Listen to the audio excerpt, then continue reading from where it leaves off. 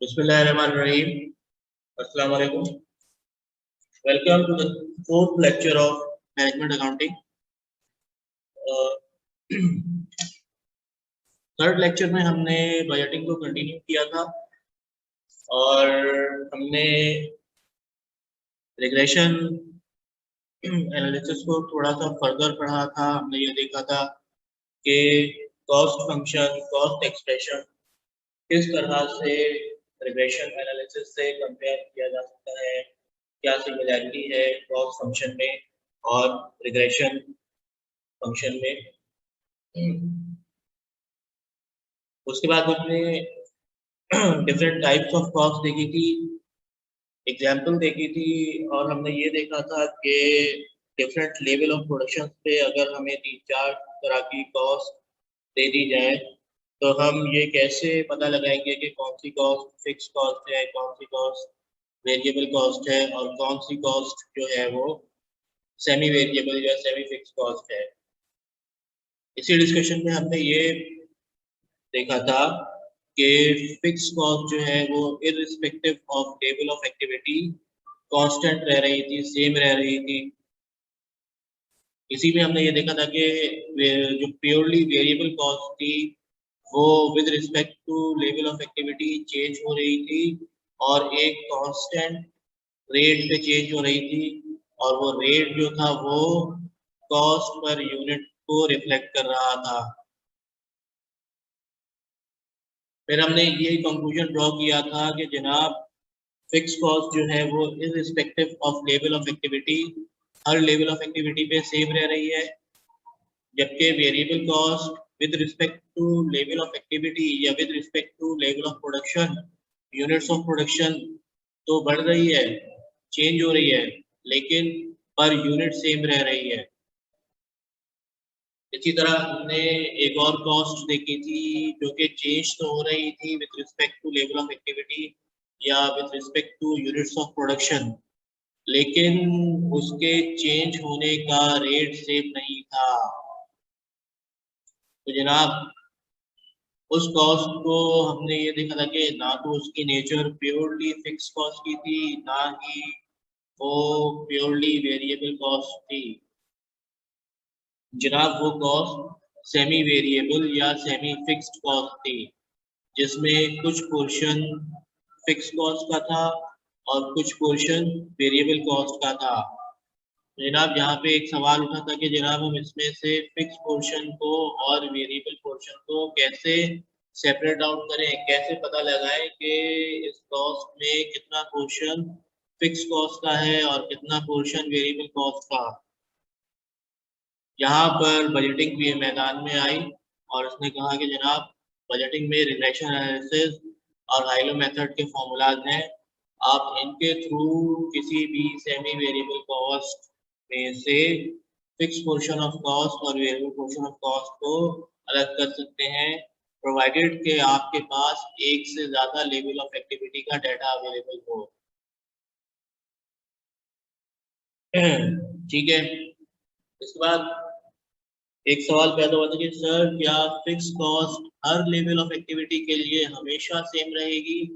तो जनाब regular production में अगर प्रोडक्शन कैपेसिटी रेगुलर प्रोडक्शन के मुताबिक चल रही है तो fix cost irrespective of level of activity same रहेगा, लेकिन जहां प्रोडक्शन रिक्वायर्ड प्रोडक्शन या एक्चुअल प्रोडक्शन हमारी प्रोडक्शन कैपेसिटी से बढ़ जाए या प्रोडक्शन कैपेसिटी प्रोडक्शन रिक्वायरमेंट इतनी बढ़ जाए कि हमें अपनी कैपेसिटी इंक्रीज करनी पड़े, तो उस कैपेसिटी को इंक्रीज करने में जो कॉस्ट आएगी उस कॉस्ट की वजह से फिक्स कॉस्ट में चेंज आ जाएगा, फिक्स कॉस्ट में इंक्रीज आ जाएगा।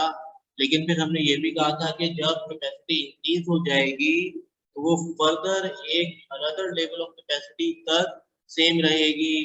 जैसे हमने एक एग्जांपल डिस्कस की थी कि अगर एक प्लांट की प्रोडक्शन कैपेसिटी 8000 यूनिट्स है और हमें 12000 यूनिट्स प्रोड्यूस करने की रिक्वायरमेंट है और 12000 यूनिट्स प्रोड्यूस करने के लिए हमने एक और प्लांट लगा लिया, तो हमारी प्रोडक्शन कैपेसिटी अब 8000 से बढ़कर 16,000 हो गई, लेकिन प्रोडक्शन रिक्वायरमेंट अभी 12,000 है। ये इस चीज को रिफ्लेक्ट कर रहा है कि हमारी फिक्स कॉस्ट प्लांट इंस्टॉल करने की वजह से बढ़ी तो, लेकिन वो दोबारा से अगले 8,000 यूनिट्स यानी टोटल 16,000 यूनिट्स तक कांस्टेंट हो गई। इसका मतलब है कि फिक्स कॉस्ट स्टेप्स के पैटर्न में चेंज हो रही है, यानी 8,000 यूनिट्स तक फिक्स थी, 8,000 यूनिट्स से बढ़ाने के लिए एक दफा फिक्स कॉस्ट इंकर हुई, उसके बाद 16,000 यूनिट्स तक वो सेम रहेगी। फिर जब 16,000 यूनिट्स से फर्दर इंक्रीज करने की नौबत आएगी तो दोबारा से एक स्टेप चेंज आ जाएगा फिक्स कॉस्ट में। इसका मतलब है फिक्स कॉस्ट स्टेप्स के पैटर्न में चेंज हो रही है। ठीक है, फिर हमने ये देखा था कि फिक्स कॉस्ट के इंक्रीज को दो तरह से रिप्रेजेंट किया जा सकता है, या दो तरह से फिक्स कॉस्ट में इंक्रीज आ सकता है। फिक्स कॉस्ट में या तो इंक्रीज आएगा as an amount above a certain level of production, या फिर as a percentage change as a percentage change in cost above a certain level of production or activity। तो जनाब इंक्रीज इन फिक्स कॉस्ट को दो तरह से represent किया जा सकता है, as an increase in amount, as an increase in percentage above a certain level of production or above a certain level of activity।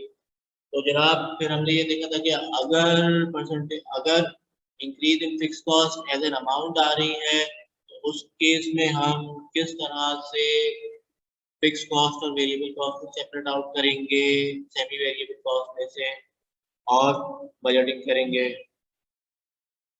हमने ये देखा था कि अगर फिक्स कॉस्ट में चेंज अगर अमाउंट्स में आ रहा है तो फिर हमारे पास कम से कम 3 लेवल ऑफ एक्टिविटी होनी चाहिए। ठीक है, और हमें कम से कम 2 लेवल ऑफ एक्टिविटी ऐसे चाहिए जो कि सेम फिक्स कॉस्ट शेयर कर रहे हो, और उन 2 लेवल ऑफ एक्टिविटी पर हम हाई लो मेथड अप्लाई करके वेरिएबल कॉस्ट पर यूनिट निकाल लेंगे, और फिर उस वेरिएबल कॉस्ट पर यूनिट को कॉस्ट एक्सप्रेशन में डालकर टोटल कॉस्ट में से वेरिएबल कॉस्ट माइनस कर देंगे तो हमारे पास फिक्स कॉस्ट आ जाएगा।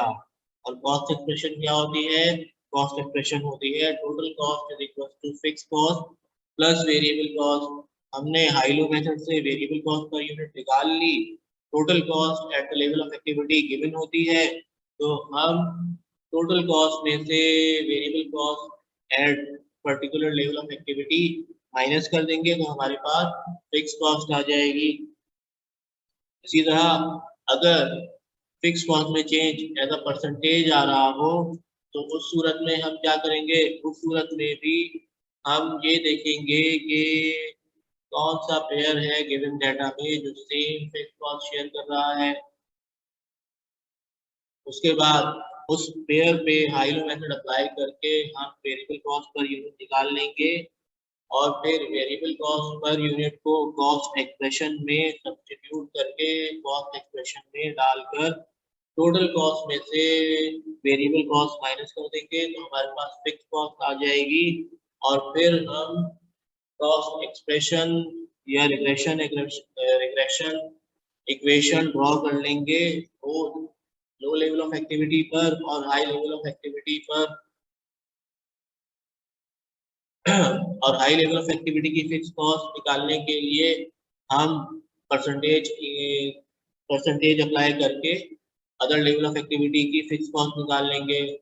जबकि अगर परसेंटेज चेंज इन अमाउंट आ रहा था तो हमने फिक्स कॉस्ट में variable cost per unit substitute करके टोटल कॉस्ट एक्सप्रेशन में वेरिएबल कॉस्ट सब्स्टिट्यूट करके फिक्स कॉस्ट निकाली। अब उस फिक्स कॉस्ट में चेंज इन अमाउंट को ऐड या लेस करके अदर लेवल ऑफ एक्टिविटी निकाल लेंगे। अगर हमने कॉस्ट इक्वेशन में हाई लेवल ऑफ एक्टिविटी की फिक्स कॉस्ट डिटरमिन की है तो हाई लेवल ऑफ एक्टिविटी की फिक्स कॉस्ट में से चेंज इन अमाउंट को माइनस कर देंगे तो हमारे पास लो लेवल ऑफ एक्टिविटी की फिक्स कॉस्ट आ जाएगी। इसी तरह अगर हमने percentage change in percentage fix cost और परसेंटेज चेंज आ रहा है, चेंज हो रहा है परसेंटेज, तो हम हमने अगर कॉस्ट एक्सप्रेशन में हाई लेवल ऑफ एक्टिविटी को लेकर फिक्स कॉस्ट कंप्यूट की है, तो फिक्स कॉस्ट में से परसेंटेज चेंज रिड्यूस कर देंगे तो हमारे पास लो लेवल ऑफ एक्टिविटी की फिक्स कॉस्ट आ जाएगी। यहाँ तक हमने डिस्कशन की थी और हमने दोनों की एग्जाम्पल्स देखी थी, एग्जाम्पल 5 और एग्जाम्पल 6। ठीक है, आज हम कंटिन्यू करते हैं। अच्छा जी, अब तक तो हमने डिस्कस किया कि अगर फिक्स कॉस्ट में चेंज आएगा तो वो कितनी तरह का होगा, वो एज एन अमाउंट होगा, एज ए परसेंटेज होगा। जनाब, क्या वेरिएबल कॉस्ट हमेशा पर यूनिट सेम रहेगी? क्या वेरिएबल कॉस्ट हमेशा पर यूनिट सेम रहेगी?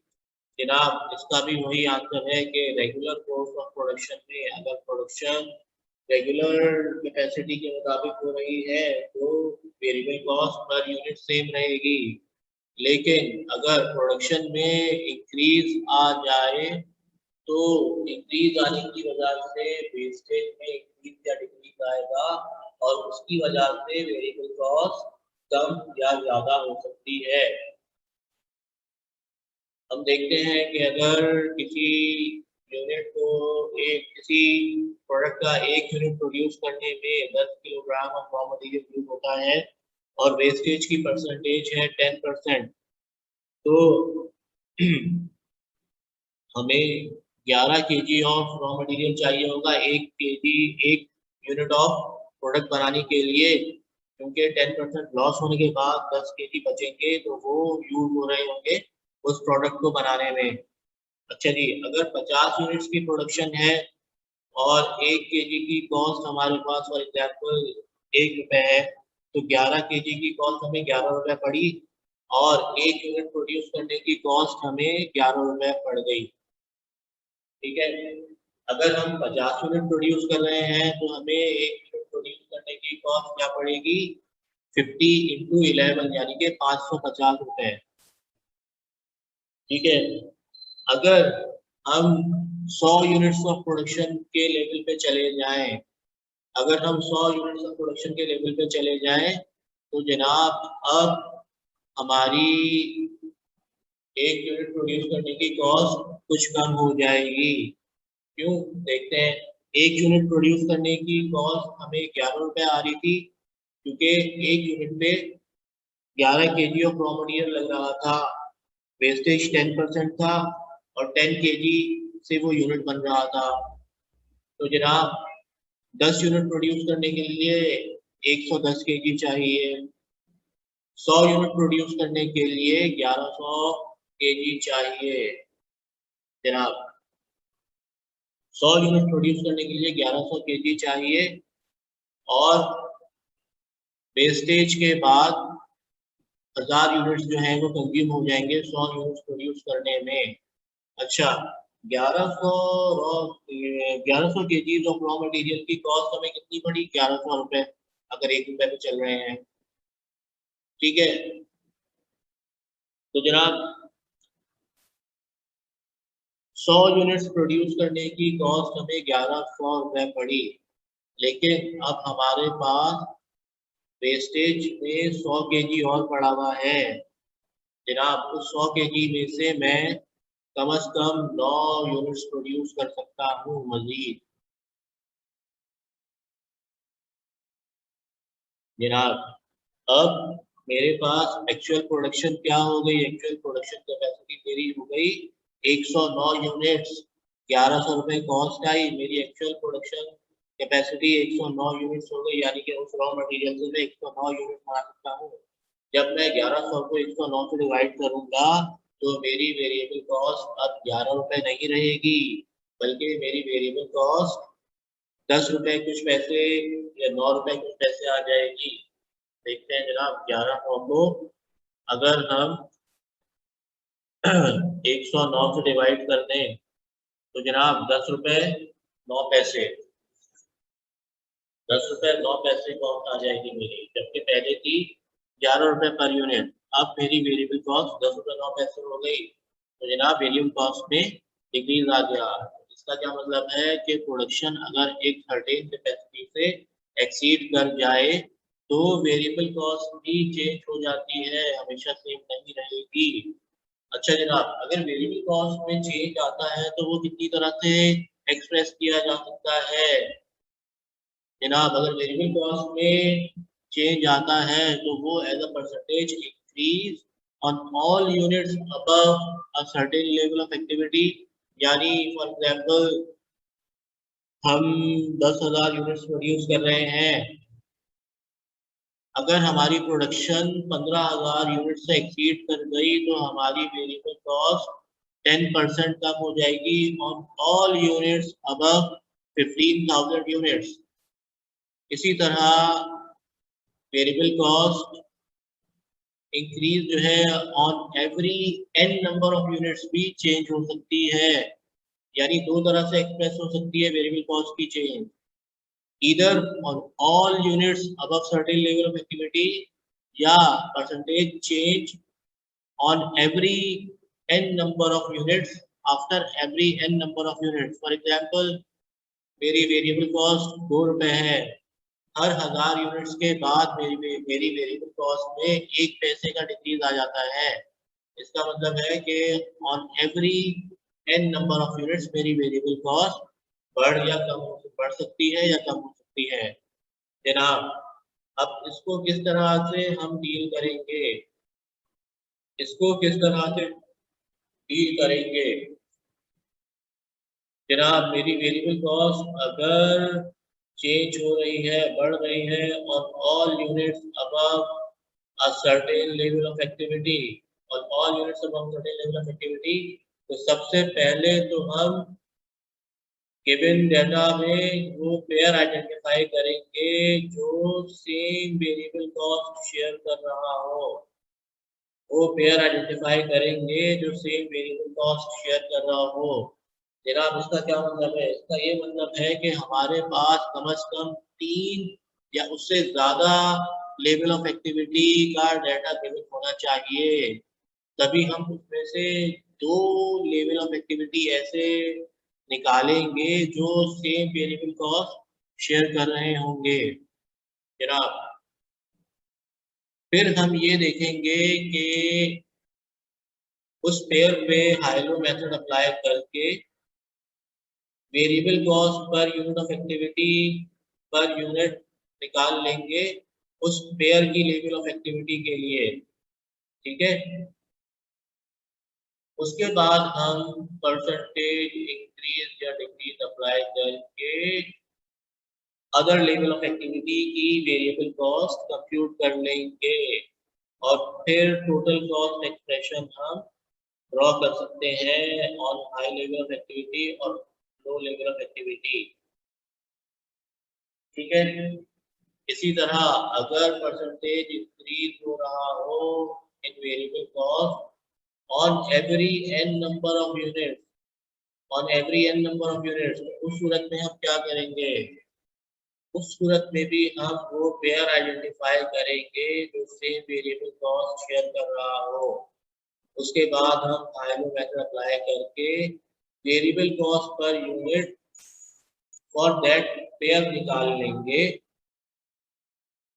और उसके बाद परसेंटेज इंक्रीज या डिक्रीज अप्लाई करके हम every n number of units के इंक्रीज या डिक्रीज को प्रोजेक्ट कर देंगे, यानी कि हम एक स्लैब बना लेंगे कि अगर हर 1000 यूनिट पर इंक्रीज या डिक्रीज आ रहा है तो 0 to 1000 का एक स्लैब बना लेंगे। उस पर वेरिएबल कॉस्ट क्या थी, 1001 से 2000 तक वेरिएबल कॉस्ट क्या थी, उसका स्लैब बना देंगे।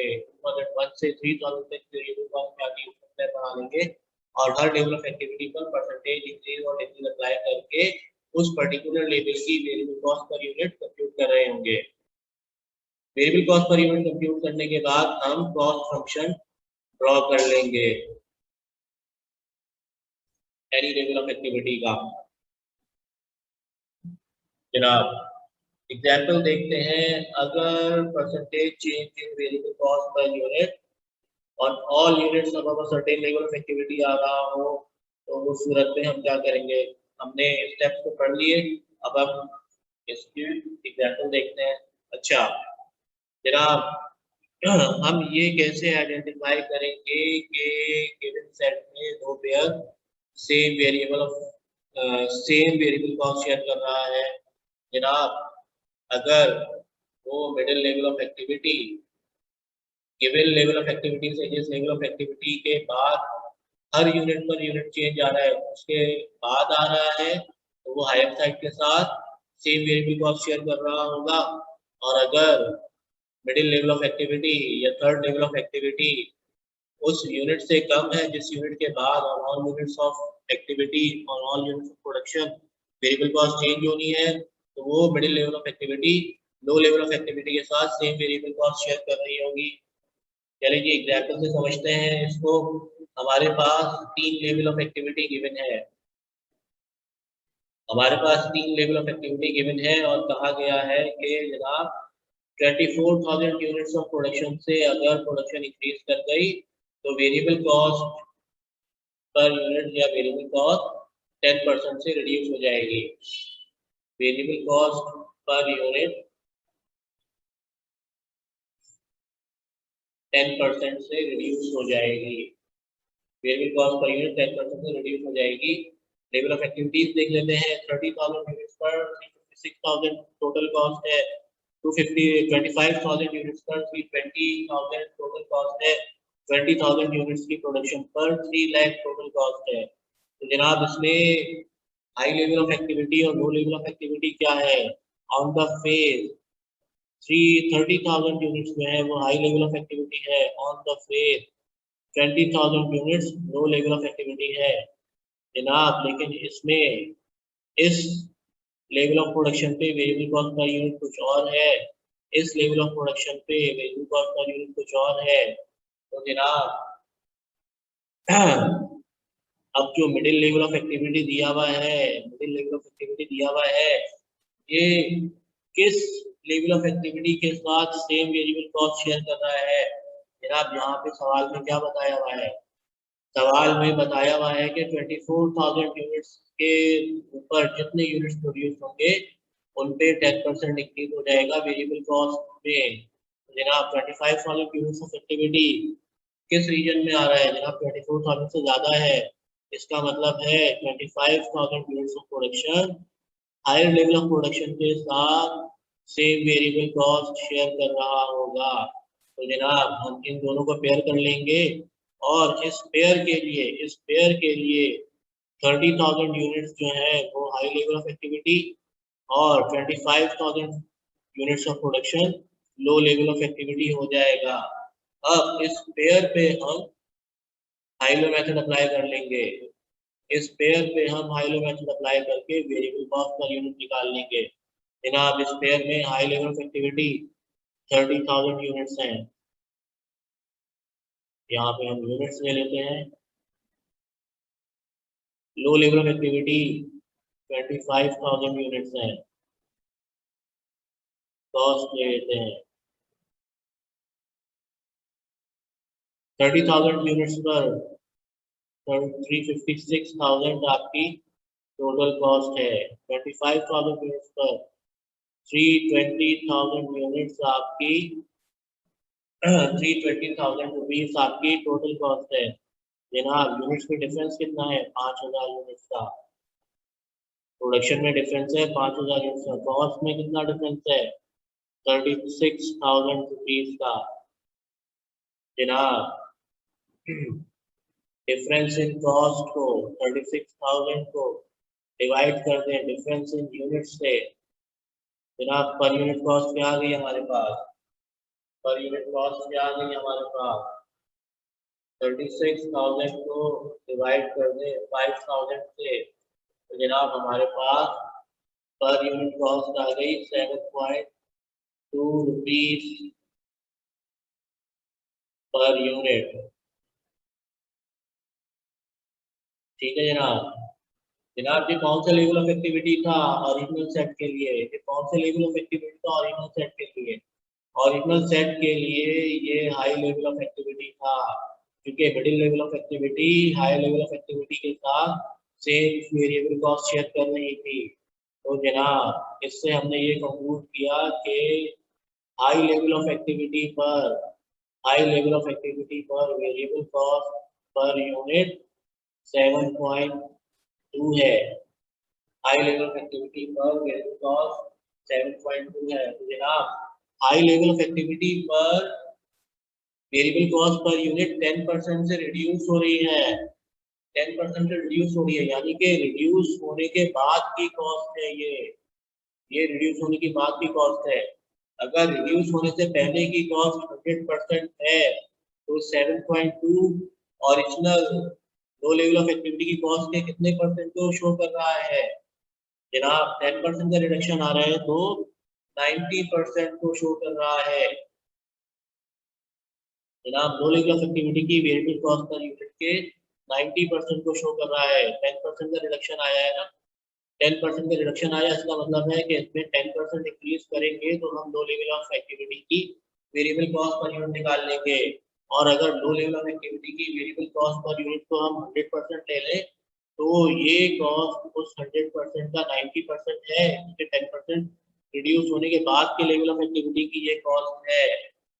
तो जनाब हमारे पास हाई लेवल ऑफ एक्टिविटी की पर यूनिट कॉस्ट आ गई, तो लो लेवल ऑफ एक्टिविटी की वेरिएबल कॉस्ट पर यूनिट क्या हो जाएगी? 7.2 डिवाइडेड बाय 90%। 7.2 डिवाइडेड बाय 90%, क्या आंसर आया? 7.2 डिवाइडेड बाय 90%, हमारे पास आंसर आ गया 8। यानी लो लेवल ऑफ एक्टिविटी पर वेरिएबल कॉस्ट पर यूनिट 8 है। जनाब हमने दोनों लेवल ऑफ एक्टिविटी पर वेरिएबल कॉस्ट पर यूनिट निकाल ली। अच्छा जी, फिक्स कॉस्ट पर यूनिट क्या है? फिक्स कॉस्ट निकालने के लिए हमने टोटल कॉस्ट फंक्शन यूज किया। Total cost is equal to fix cost plus variable cost. कोई भी लेवल ऑफ एक्टिविटी उठा लें, कोई भी लेवल ऑफ एक्टिविटी उठा लें और उसकी कॉस्ट में variable cost per unit substitute कर लें। जनाब हम उठा लेते हैं middle level of activity. Middle level of activity क्या है? 25,000 यूनिट्स की। इस पे टोटल कॉस्ट क्या है? 320,000 unit. Middle level of activity पर टोटल कॉस्ट है 320,000 यूनिट। फिक्स कॉस्ट फिलहाल हमें नहीं पता, फिक्स कॉस्ट फिलहाल हमें नहीं पता। वेरिएबल कॉस्ट पर यूनिट हम निकाल चुके हैं, वेरिएबल कॉस्ट पर यूनिट हम निकाल चुके हैं। और मिडिल लेवल ऑफ एक्टिविटी जो है वो हाई लेवल ऑफ एक्टिविटी के साथ सेम वेरिएबल कॉस्ट शेयर कर रहा है। तो हाई लेवल ऑफ एक्टिविटी पर वेरिएबल कॉस्ट पर यूनिट क्या थी? 7.2। Sorry, high level of activity पर वेरिएबल कॉस्ट पर यूनिट 7.2 थी, तो वेरिएबल कॉस्ट पर यूनिट 7.2 निकाल ली। और मिडिल लेवल ऑफ एक्टिविटी पर प्रोडक्शन यूनिट्स कितने हैं? 25,000 unit. Middle level of activity पर प्रोडक्शन यूनिट 25,000 यूनिट्स है। तो जनाब फिक्स कॉस्ट के लिए इस इक्वेशन को रिप्लेस कर देते हैं। फिक्स कॉस्ट बराबर है टोटल कॉस्ट 320,000 की, उसमें से माइनस कर दे वेरिएबल कॉस्ट। 7.2 को 25,000 से मल्टीप्लाई करें, 7.2 को 25,000 से मल्टीप्लाई करें, हमारे पास आंसर आ गया 180,000। जनाब फिक्स कॉस्ट हमारे पास क्या आ गई? 320,000 माइनस 180,000। 320,000 माइनस 180,000, हमारे पास फिक्स कॉस्ट आ गई 140,000 रुपीज। हमारे पास फिक्स कॉस्ट आ गई 140,000 रुपीज। जनाब अब मैं दोनों लेवल ऑफ एक्टिविटी की वेरिएबल कॉस्ट को एक जगह नोट कर लेता हूँ। हाई लेवल ऑफ एक्टिविटी पर वेरिएबल कॉस्ट पर यूनिट 7.2 है, लो level of activity per unit cost 8 है, और फिक्स कॉस्ट हमारी 180,000 है। जनाब अब हमें क्वेश्चन क्या कह रहा है? क्वेश्चन कह रहा है टोटल कॉस्ट ऑफ प्रोडक्शन निकालो 180,000 units of production, 18,000 units of production पे और 28,000 यूनिट्स ऑफ प्रोडक्शन पे। जनाब मैं इस साइड को इरेज करके इसकी वर्किंग करता हूँ।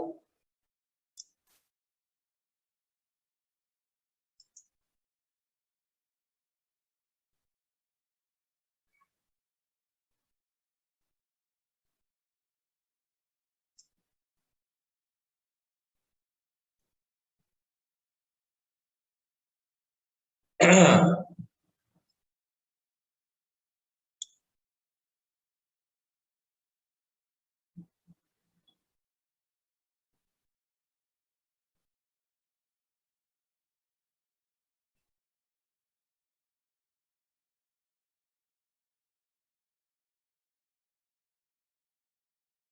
मैं इसको रेस करके दोनों यूनिट्स ऑफ प्रोडक्शन पे, दोनों लेवल ऑफ प्रोडक्शन पे टोटल कॉस्ट कंप्यूट करनी है।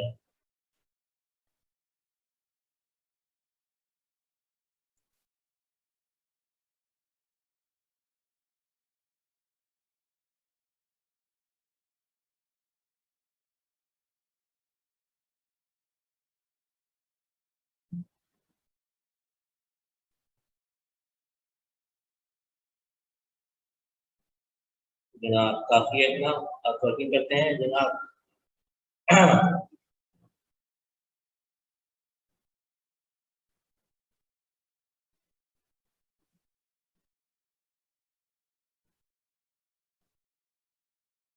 18,000 यूनिट्स ऑफ प्रोडक्शन और 28,000 यूनिट्स ऑफ प्रोडक्शन। जनाब 18,000 यूनिट्स ऑफ प्रोडक्शन किस लेवल ऑफ एक्टिविटी को फॉल कर रहा है? 24,000 से कम है, यानी low level of activity, lower side पे फॉल कर रहा है। तो जनाब variable cost per unit lower side पे क्या थी? लोअर साइड पे थी 8 रुपीज पर यूनिट। और जनाब variable cost per unit 28,000 units किस साइड पे फॉल कर रहा है? 24,000 यूनिट से ज्यादा है, यानी कि हायर साइड पे फॉल कर रहा है। तो हायर साइड पे variable cost per unit 7.2 per unit थी। जनाब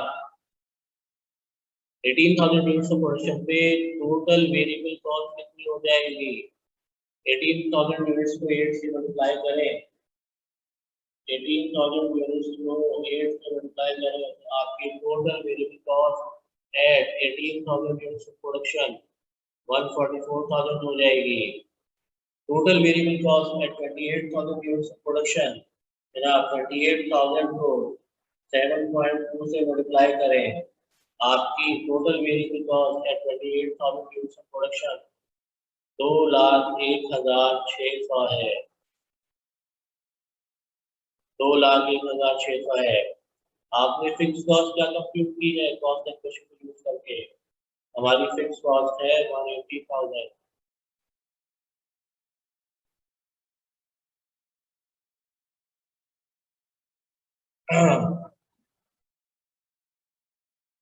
हमारी फिक्स कॉस्ट है 180,000। तो जनाब टोटल कॉस्ट दोनों लेवल ऑफ प्रोडक्शन पे क्या हो गई? Total cost both level of production पे हमारी हो गई 144,000 प्लस 180,000।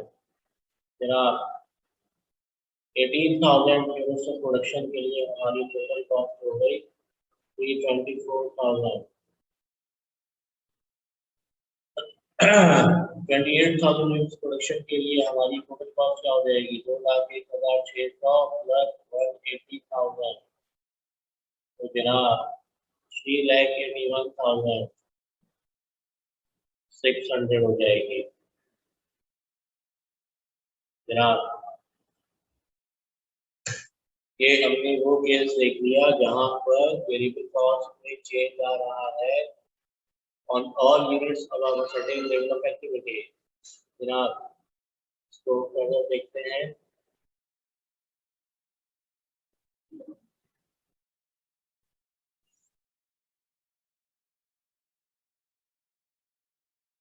देख लेते हैं, सोल्यूशन देख लेते हैं। 3 लेवल ऑफ एक्टिविटीज हैं। Middle level of activity 25,000 units है, ये किसके साथ से वेरिएबल कॉस्ट शेयर कर रहा है? हायर लेवल के साथ 24,000 यूनिट से ज्यादा है, और 24,000 यूनिट से एक्सीड होने पर वेरिएबल कॉस्ट डिक्रीज हो रही है, वेरिएबल कॉस्ट डिक्रीज हो रही है। ठीक है, हमने आइडेंटिफाई कर लिया, पेयर कर लिया, इस पेयर में आइडेंटिफाई अप्लाई किया और वेरिएबल कॉस्ट पर यूनिट निकाल ली। अब इस वेरिएबल कॉस्ट पर यूनिट निकालने के बाद हमने इस पर परसेंटेज अप्लाई करके लो लेवल ऑफ एक्टिविटी की वेरिएबल कॉस्ट पर यूनिट निकाल ली। हाई लेवल ऑफ एक्टिविटी पर variable cost per unit 10% reduce हो रही थी, यानी कि वो लो लेवल ऑफ एक्टिविटी की वेरिएबल कॉस्ट के 90% को रिप्रेजेंट कर रही थी, तो हमने हाई लेवल ऑफ एक्टिविटी की वेरिएबल कॉस्ट पर यूनिट को 90% से डिवाइड करके लो लेवल ऑफ एक्टिविटी की वेरिएबल कॉस्ट पर यूनिट निकाल ली। फिर इस वेरिएबल कॉस्ट पर यूनिट को कॉस्ट एक्सप्रेशन में यूज करके हमने कॉस्ट एक्सप्रेशन में यूज करके हमने फिक्स कॉस्ट पर यूनिट निकाल ली। अच्छा जी, मेरे ख्याल में मैंने वहां पर गलती से फिक्स कॉस्ट 180,000 रुपीज लिख लिया था, ये 140,000 है। शायद variable cost, total variable cost मैंने लिख ली वहां से गलती से। इसको दोबारा करके देख लेते हैं। कॉस्ट एक्सप्रेशन को हमने मिडिल लेवल ऑफ एक्टिविटी लाया था, हम वही लेवल ऑफ एक्टिविटी उठा लेते हैं और दोबारा करते हैं इसको। मिडिल लेवल ऑफ एक्टिविटी का total cost is equal to fix cost plus variable cost. Total cost हमारी मिडिल लेवल ऑफ एक्टिविटी का 320,000 थी। फिक्स कॉस्ट फिलहाल हमें नहीं पता, वेरिएबल कॉस्ट हो जाएगी। Middle level of activity high level of activity के साथ सेम वेरिएबल कॉस्ट शेयर करनी है, तो हाई लेवल ऑफ एक्टिविटी पे वेरिएबल कॉस्ट पर यूनिट 7.2 और 25,000 यूनिट्स ऑफ प्रोडक्शन है। 7.2 को 25,000 से मल्टीप्लाई किया, 7.2 को 25,000 से मल्टीप्लाई किया तो हमारे पास आंसर 180 आया। कि ना ये 180 ये था जो मैंने गलती से फिक्स कॉस्ट ले लिया, is equals to fixed cost plus 180,000। 320 में से मैं 180,000 माइनस कर दूंगा तो हमारे पास फिक्स कॉस्ट आएगा। तो जनाब फिक्स कॉस्ट मेरे पास आ जाएगी 320,000 माइनस 180,000, जनाब 140,000। 140,000, सॉरी फॉर द मिस्टेक, मैंने वेरिएबल कॉस्ट को जो है फिक्स कॉस्ट नोट कर लिया। कंप्यूटेशन शायद मैंने ठीक की थी, देखने में एरर हो गया और मैंने वेरिएबल कॉस्ट को जो है यहाँ पर फिक्स कॉस्ट के तौर पे नोट कर लिया, सॉरी फॉर दैट। ठीक है, और फिर यही फिक्स कॉस्ट जो है आगे सोल्यूशन में यूज हो रही है यहाँ पर, और दोनों लेवल ऑफ एक्टिविटी पर टोटल कॉस्ट कंप्यूट की हुई है। ठीक है, अच्छा जी, अब हम देखते हैं कि अगर variable cost per unit every n number of units पर इंक्रीज या डिक्रीज हो रहा हो, उसकी एक एग्जांपल देख लेते हैं। एग्जांपल में कहा जा रहा है, क्वेश्चन देखते हैं खाली। एग्जांपल में कहा जा रहा है कि जनाब हर 1000 यूनिट प्रोडक्शन पर, हर 1000 after every 1000 unit of production variable cost 10% से इंक्रीज हो रही है। तो जनाब गिवन डाटा है, यूनिट्स ऑफ प्रोडक्शन दिए गए हैं, टोटल कॉस्ट दी हुई है। इसको सॉल्व करते हैं, इसको भी सिमिलर अप्रोच से सॉल्व करना है। हमें ये वो दो लेवल ऑफ एक्टिविटी आइडेंटिफाई करने हैं जो same variable cost per unit share कर रहे हो।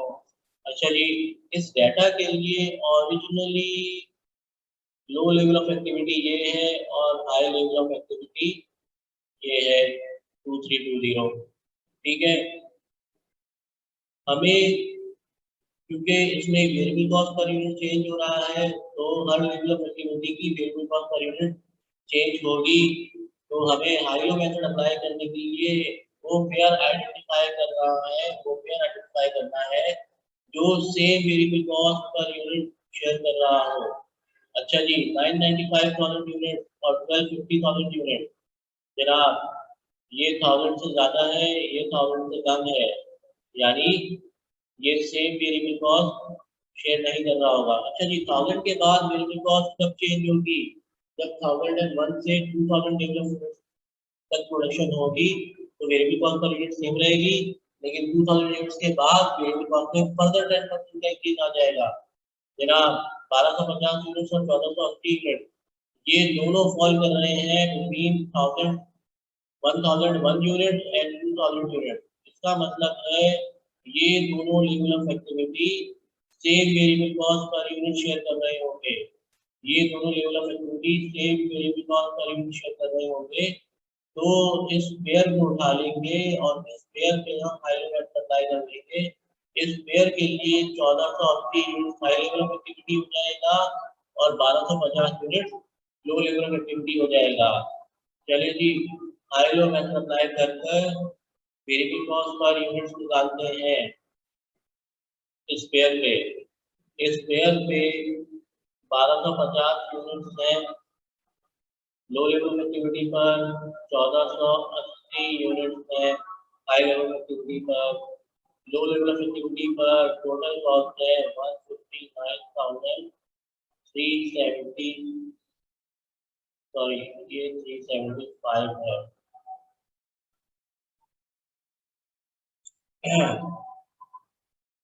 वेट